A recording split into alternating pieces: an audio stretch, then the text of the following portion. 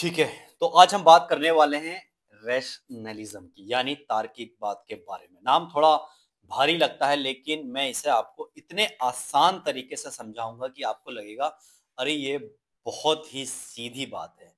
Rationalism का मतलब होता है दुनिया को समझने का सबसे भरोसेमंद तरीका। हमारे दिमाग, हमारे विचार, हमारी सोच, हमारी तर्क करने की क्षमता, यानी अगर कोई बात तर्क से, दिमाग से, लॉजिक से समझ में आती है, तो वो ज़्यादा पक्की जानकारी मानी जाती है। एक आसान सा उदाहरण लो। मान लो कोई आपको कहे कि ये चीज़ बस इसलिए है क्योंकि ऐसा ही लिखा है या ऐसा ही कहा जाता है। तो रैशनलिस्ट इंसान तुरंत पूछेगा, अ, लेकिन कैसे, क्यों, इसका क्या कारण है? यानी सवाल पूछना, तर्क ढूंढना, प्रूफ मांगना, ये सब रैशनलिज्म की पहचान है। पश्चिमी दर्शन में रैशनलिज्म को सबसे ज्यादा मशहूर बनाने वाले दार्शनिक थे डेस्कार्ट। आपने उनकी एक लाइन जरूर सुनी होगी, I think therefore I am. मतलब मैं सोच सकता हूं इसलिए मेरा अस्तित्व है। उन्होंने दिमाग को, रीजन को सबसे बड़ी शक्ति माना।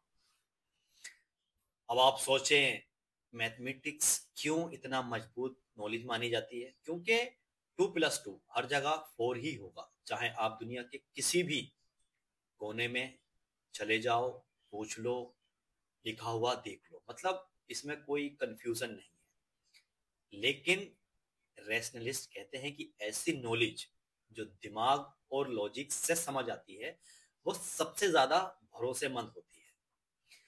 रैशनलिज्म एक और बात कहता है, हमारे अंदर कुछ जन्मजात विचार होते हैं, जैसे कि सोचने की क्षमता, पैटर्न को समझना, सही गलत में फर्क करना।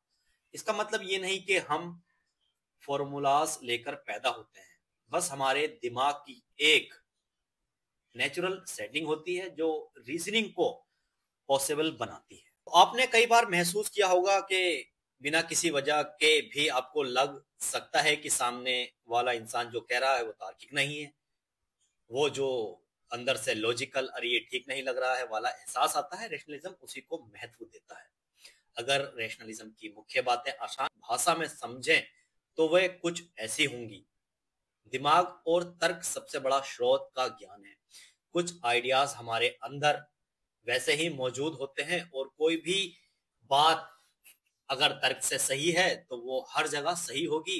जगह, समय या परिस्थिति बदलने का उसका सच नहीं बदलता। अब ऐसा नहीं है कि रैशनलिज्म अनुभव यानी एक्सपीरियंस को बेकार मानता है, एक्सपीरियंस की भी जरूरत पड़ती है। लेकिन रैशनलिज्म कहता है कि कभी कभी अनुभव हमें धोखा देते हैं।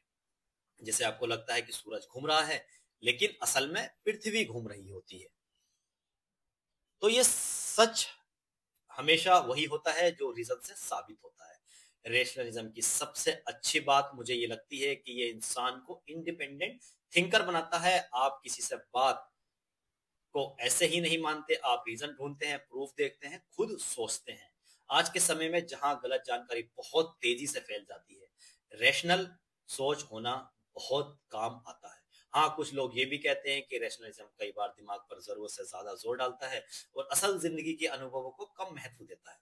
लेकिन सच ये है कि अगर हम रीजन और एक्सपीरियंस दोनों का बैलेंस बनाकर रखें तो हमारी समझ और भी मजबूत होगी।